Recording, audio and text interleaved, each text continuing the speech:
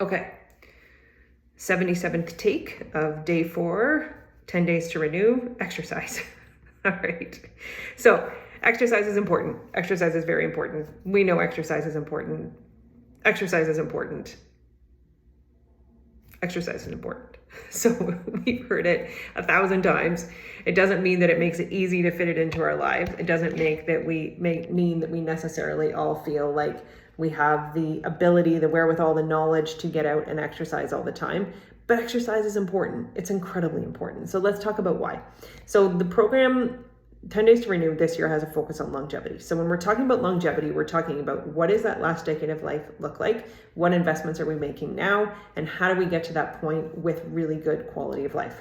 Okay.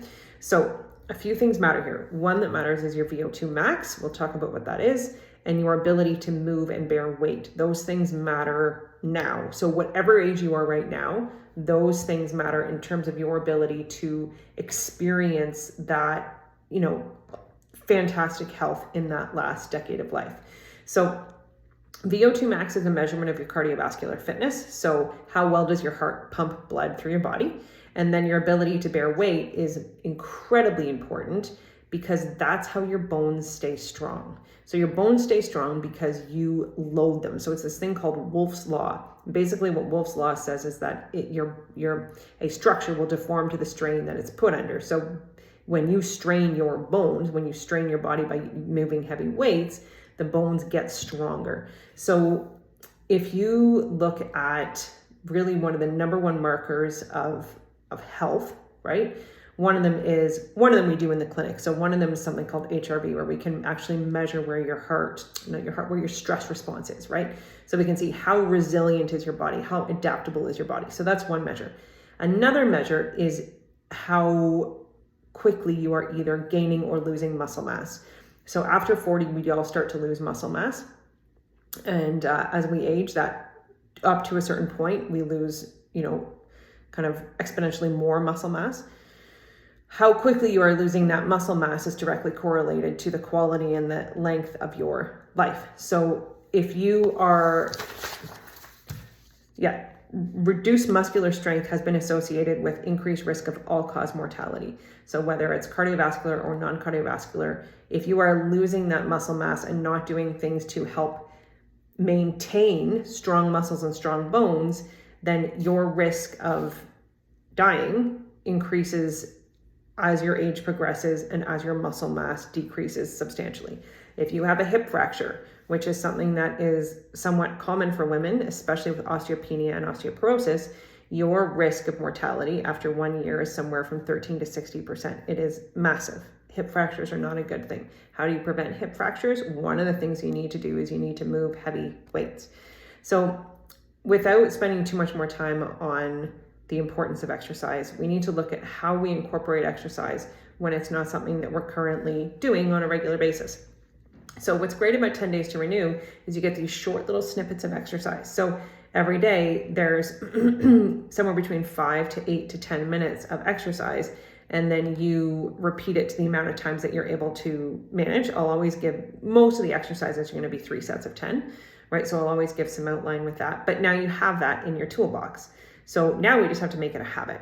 So habits take somewhere, if you've read Atomic Habits, habits take who knows how long to form, somewhere from, for some people they're immediate, for some people it takes 6+ months. So it's hard to say exactly how they form, but they form because we just do the same thing over and over and over and over. There is no secret to this, right? There's no secret to how you increase your cardiovascular health, how you increase your muscular health, right? You just do the same thing and the right thing over and over and over.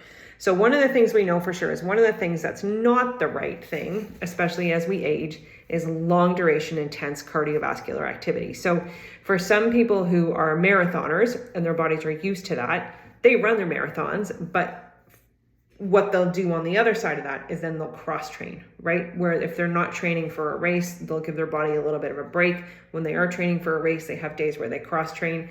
But for most of us, having too intense a cardiovascular focus can actually be a stress to the body.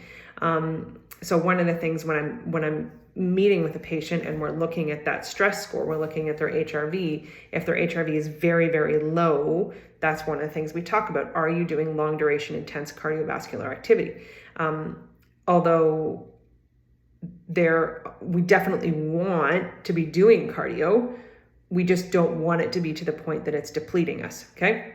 So cardio is essential, you have to do it, but we just have to look at how you do it. So you also want to change it up through the week so that, for instance, with your cardio, so one day you're going to want to have a long, what's called zone 2 or a lower heart rate day. So that means you're going to want to walk for, if you can tolerate it, 30 minutes, 60 minutes, 75 minutes, where it's just a nice walk, you're able to carry on a conversation. Then you're going to need to have some days where your cardiovascular activity is more of this high intensity interval training. And that's going to vary for you depending on what that is. So for some people, high intensity interval training could be while you're out on your walk, and from electric pole to electric pole, you're walking very briskly between electric poles, and then you let your heart rate drop. And then you walk very briskly again for 20 or 30 seconds, and then you let your heart rate drop. For some people, depending on their fitness, that's doing like a high intensity, like ski erg or sprint or rower, right? But something like that where you're doing 30 on, 30 off, 20 on, 40 off, something like that where the heart rate spikes and then it drops back down. That type of training should happen once, maybe twice during the week. And then you're going to want to have some days where you're having a longer duration of what's called like zone 4, zone 5, where your heart rate is up, you're breaking a sweat, right? Maybe, for instance, this would be if you're going to a gym, you get a really good workout on the elliptical for 20 to 30 minutes.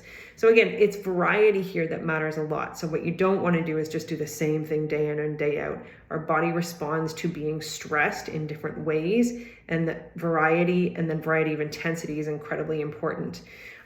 So the other things you're going to want to add in is a minimum of 3 days a week, you're going to want to move heavy weights. So for heavy, that is subjective. It's different for everyone. So you're going to want to have weights accessible to you. You can start with tin cans if that's where you want to start, and then go through the exercises that we've provided in 10 days to renew if this is a newer thing to you. So 2 days a week, you're going to go through the upper body, and 2 days a week, you're going to go through the lower body. And you're just going to switch that up, and you're going to do that for 8 weeks until you get stronger. And then we can look at progressing those exercises. If you are a gym goer, you're at the gym regularly, and you do a lot of cardio, let's figure out how we can add in the weight training too. There is a protocol that I've taken from, there's a ton of people that talk about this online. One of them in particular I've already talked about is Peter Attia. He's a longevity expert. He's also really big into fitness. He has some great protocols. Andrew Huberman has some fantastic protocols for exercise.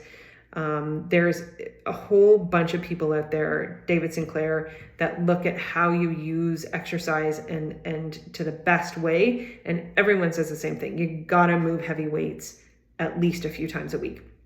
This is also this is one of the things that is going to help you if you are at risk of osteopenia or osteoporosis or fractures. So moving those weights and increasing the bone density is going to help with that. Vitamin D, calcium, there's all kinds of other things too that can help with osteopenia and osteoporosis. So regular exercise, in summary, it's critical. We have to, however that looks for you. And I remember, so for me personally, I go to the gym at least 6 days a week, and I have to go at 5 o'clock in the morning, because if I don't go then, I'm not going to get there otherwise. Sometimes I'm there for an hour, sometimes I'm there for longer, sometimes I'm there for shorter, but it's the consistency of getting there. It's just like that sleep schedule we talked about. If you are consistently getting to bed at 10 o'clock and getting up at 6, that matters more than the length of the sleep that you're getting. Exercise is the same. You just have to put in the time to set up the schedule for yourself to make it consistent. Grab a friend. It makes it so much better with a friend. I know in the fall, I was really falling off with my exercise, and my 15-year-old's like, Mom, I want to be at the gym. Totally reinvigorated things, and we got right back on track again. It makes a huge difference to have a friend with you there. Figure out what works. And if you're struggling to figure out what works, I will help you. I will figure that out. I'm like a master of, again, right? solo parent, run my own business, 4 kids, right? I'm a master of trying to figure out time and how to make it all work. So if you're struggling with that, let's talk. Let's do a breakdown. I do this thing with patients called a 3-day diet and lifestyle journal. And we break it down and we look at how can we find time? How can we help to kind of, mesh these habits into your life so that they become more automatic? Exercise really is a cornerstone for anything when we're talking about longevity. It plays a crucial role in extending lifespan, and it just makes you feel better, right? Like, try this tonight. Try and go, or not, maybe not tonight. Next time you're really feeling like, oh, like I think we all can get in like a foul mood sometimes, Try it next time you're feeling like that. Put your running shoes on, go walk around the block. Try and come back feeling worse than you did before you left.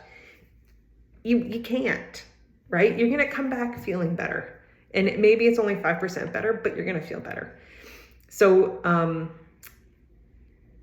yeah, if you need help, I am here. I'm happy to go through that with you. If you are exercising currently and have been for quite some time, beautiful, amazing, don't stop. Let me know how I can support, and I think you're all amazing. I think getting to 4 days, day 4 of 10 days to renew is fantastic. This is kind of the point where it gets tricky now, right? Now it's not so new, right? Now you've been doing it for a little bit, but you're here and you're sharing this time with me and everyone else in the community, and amazing. So reach out if I can be of support at all, and keep up the good work. All right. Have a great day.